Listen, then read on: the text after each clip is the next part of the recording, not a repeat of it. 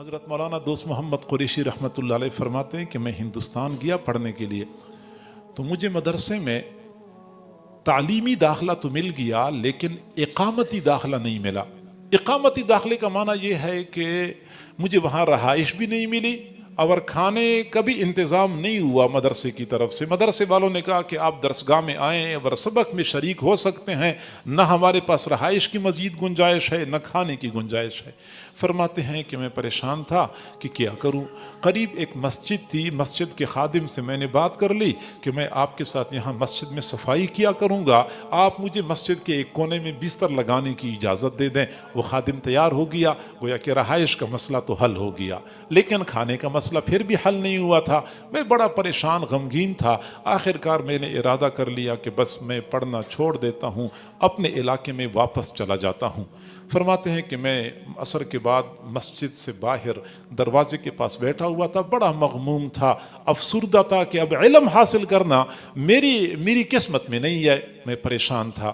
چنانچہ لوگ آ جا رہے تھے، گزرنے والوں میں سے ایک خاتون گزر رہی تھی، بوڑھی عورت تھی، اس نے میری طرف دیکھا، پھر کھڑی ہو گئی، پھر میرے قریب آئی اور کہنے لگی بیٹا آپ شکل و صورت سے کسی شریف خاندان کے فرزند معلوم ہوتے ہیں اور آپ کوئی پریشان ہیں، کوئی مغموم ہے، کیا مسئلہ ہے؟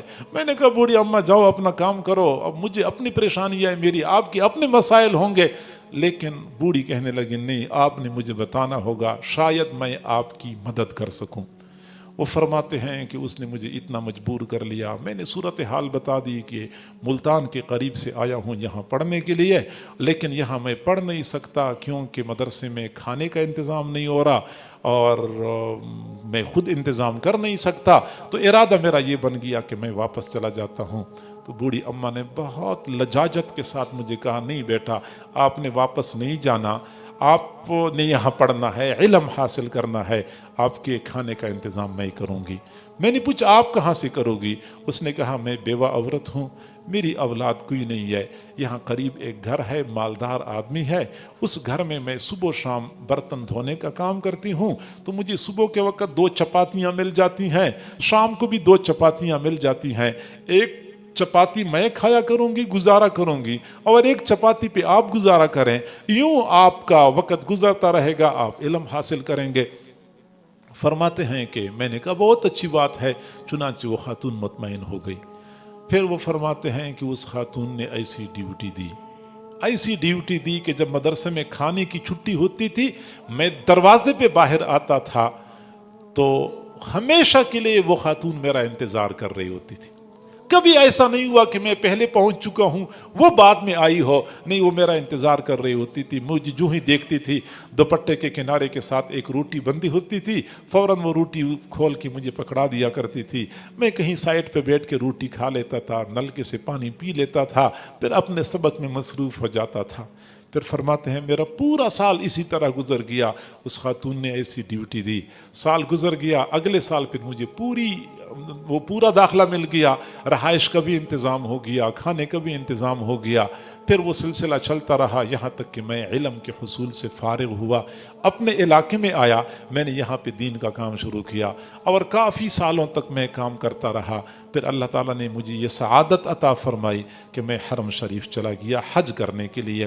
تو حج کے ایام میں رات کے وقت میں نے ایک خواب دیکھا کہ ایک تخت ہے، بہت خوبصورت چمکتا دمکتا تخت ہے جس میں ہیرے جواہرات جڑے ہوئے ہیں۔ مجھے دور سے وہ تخت نظر آیا، میں حیران رہ گیا کہ یہ تخت کس کا ہے۔ جب میں قریب گیا تو میں نے دیکھا کہ اسی تخت پر وہی خاتون بیٹھی ہوئی تھی جس نے خوبصورت ریشمی کپڑے پہنے ہوئے تھے، زرق برق لباس میں ملبوس تھی اور سونے کے زیورات سے لدی ہوئی تھی۔ میں نے بوڑھی اماں کو سلام کیا، اس بوڑھی اماں نے مجھے سلام کا جواب دیا، تو میں نے پوچھا بوڑھی اماں یہ مقام آپ کو کیسے مل گیا؟ تو مسکرانے لگی، کہنے لگی یہ اسی ایک روٹی کی برکت ہے، اللہ رب العزت نے مجھے یہ مقام عطا کر دیا۔ جب مجھے اللہ کے سامنے حساب کتاب کے لیے پیش کیا گیا تو جب فرشتوں نے کہا کہ اللہ اس کا حساب لینا ہے، اللہ نے فرمایا کہ اس نے میرے ایک مہمان کی خدمت کی ہے، اس کا حساب لیتے ہوئے مجھے شرم آتی ہے، اس کو ویسی ہی اعلیٰ مقام عطا کر دو۔ بس اسی ایک روٹی کے نتیجے میں اللہ نے مجھے یہ مرتبہ عطا کر دیا۔